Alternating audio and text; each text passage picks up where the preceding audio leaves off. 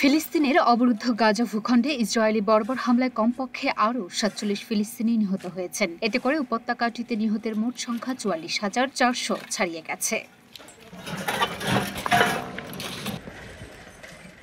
এছাড়া গত বছরের অক্টোবর থেকে চলা এই হামলায় আহত হয়েছেন আরও লক্ষাধিক ফিলিস্তিনি। বার্তা সংস্থা আনাদোলু এক প্রতিবেদনে বলেছে, গাজা উপত্যকায় ইসরায়েলের চলমান হামলায় কমপক্ষে আরও ৪৭ জন ফিলিস্তিনি নিহত হয়েছেন। এতে করে গত বছরের অক্টোবর থেকে এ পর্যন্ত মোট মৃতের সংখ্যা বেড়ে ৪৪,৪২৯ জনে পৌঁছেছে বলে রোববার অবরুদ্ধ এই ভূখণ্ডের স্বাস্থ্য মন্ত্রণালয় জানিয়েছে।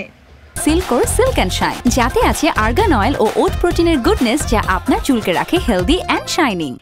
মন্ত্রণালয় এক বিবৃতিতে জানিয়েছে, নিরলস সেই হামলায় আরও অন্তত ১,০৫,২৫০ জন ব্যক্তি আহত হয়েছেন। গত ২৪ ঘণ্টায় ইসরায়েলি বাহিনীর অব্যাহত আগ্রাসনে ৪৭ জন নিহত এবং আরও ১০৮ জন আহত হয়েছেন। অনেক মানুষ এখনও ধ্বংসস্তূপের নিচে এবং রাস্তায় আটকা পড়ে আছেন, কারণ উদ্ধারকারীরা তাদের কাছে পৌঁছাতে পারছেন না।